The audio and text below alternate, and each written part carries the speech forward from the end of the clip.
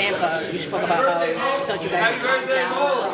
Is that what you've seen in just the pressure of these games, that it took a little bit of just feeling out what it's like to play when the games are there's so much at stake on every one of them? Yeah, and there's a lot at stake, and it's the little details that really count. And it's the first time in a long time that I've been a part of games like that, and it's what we asked for. But I do feel that we've figured it out, right? And even going back to that Washington game, we had a lot of chances. We didn't convert on them. You saw Tampa. We didn't get frustrated when we didn't convert on our chances. We just kept going and going. And last night was a little bit of a different story where we just had costly mistakes at costly times, and we scored enough to win. So it's just been a different story every night. We've had a really tough, rough part of our schedule with the teams we've played and power plays and how the other team's goalies have been playing. So it's been challenging. We got points, and now we feel like we have 3-4 big games this week where we need to take care of home ice and then go on the road and win a couple hockey games. Is that the big learning experience? Because you've never been this close this late in the season to a playoff spot in several years. Yeah, and there's great learning in this, and it's great for all of us to go through it. And but we need more. We need more out of everyone, and we need guys to be drivers, and that's what we're going to need this week. You got your next 3 games. I know you're only focused on tomorrow's game, but the next 3 games are against teams that you're battling with for that playoff spot. You still got to feel like you control your own destiny. It's up to you guys. You don't have to rely on other teams losing. Yeah, we do. We have to win. We have to win games, though. We have to get points, and it doesn't matter how we do it. We have to start winning hockey matches, and that's the focus for tomorrow. I remember at one point you talked about kind of how Henrik would say sometimes nothing's going to happen out there. Is this the time of year where that kind of resonates with what a successful shift looks like?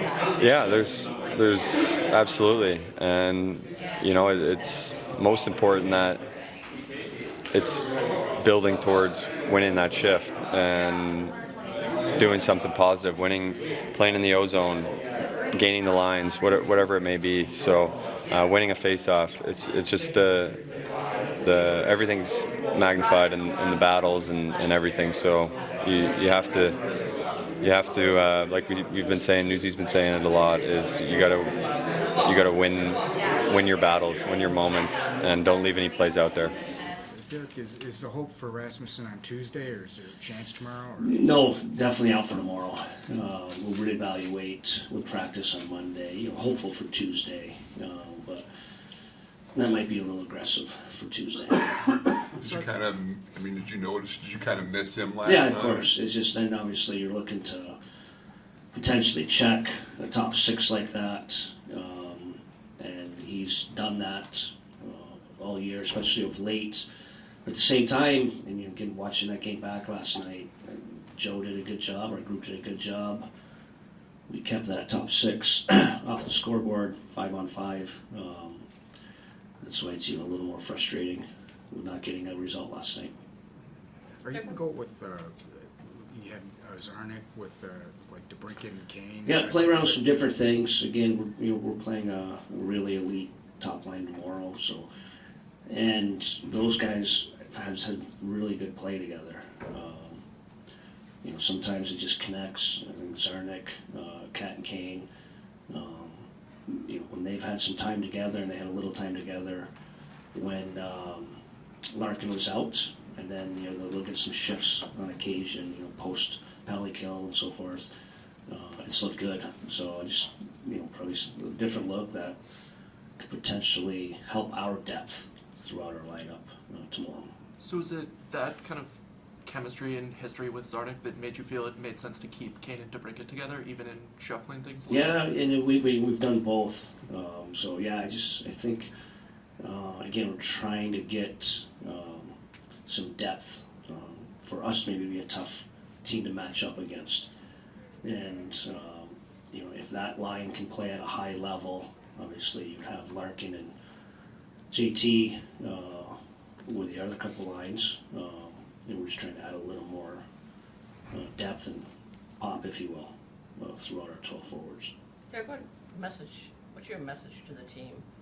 Stay on it. I mean, you haven't Yeah. played meaningful games like this. You weren't in it like this last season. I think it's the emotions of it too. To stay even keeled, it's hard. You probably play 3, what I would call pretty competitive games. You go to a Florida game. We were very competitive. Played a really good game. Found a way only to get 1 point. You're maybe emotionally level up after that game. Then you go into Tampa. Obviously, we're the only team to beat Tampa in weeks. Very competitive game, find a way in the end, an emotional high. Then you go to last night, again, I would give us a very competitive game, did a lot of good things. Now you find a way to lose it in the third period, such an emotional low. You got to stay even keeled and take care of what you can take care of. And again, it still feels like, I don't know if the math's exact, but we just win, I feel we can still control our own destiny. We got a couple of 4-point games coming up next week, and it's who wins is getting ahead. We had our run in January, February. We got ahead. Washington had their run. They found themselves in a good spot. Pittsburgh's going through their run right now. They're right in it. Islanders have found ways to win games. It's about controlling the things you can control, and that's winning your next game, and that's our opportunity against Buffalo. Billy sounded optimistic about getting to Grand Rapids relatively soon. I think it's going to be a post-practice type thing. It's been the plan all along. He felt he was ready to get some practice time and to get a conditioning stint down there. We're getting close to that. Are you going back to line Yep, tomorrow? going back to Alex, yep. I thought he kind of reflected our team last night. I thought extremely competitive, made some huge saves at some key moments to keep us in the game. There's probably some goals personally you'd even want back. So again, probably how he kind of reflected our team. Great, competitive, good outing. This time of year, everything is a little more magnified, maybe a little more complete with his game. Is Mata coming back in tomorrow? Mata's questioned after practice tomorrow, so he was actually unavailable for us. There's no need to announce it. He was unavailable for us yesterday. He's been dealing with something upper body, so we'll have a better feel after practice today. So many teams are playing desperate hockey at this time of the season. Compared to maybe earlier in the season, what tendencies are you noticing in just overall game? Yeah, just the every play mentality. Just someone from our management team made a comment last night after that game. Obviously, it's emotionally a little bit dejected. He said if that was game 15 of our season and we're playing a team like that, we'd be happy with the game. We'd be happy with our process.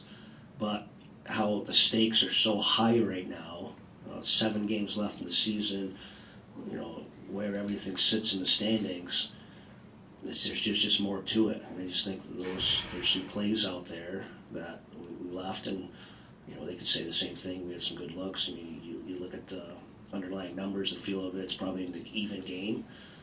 It's just finding ways to flip those tight games like we did in Tampa that we did not last night.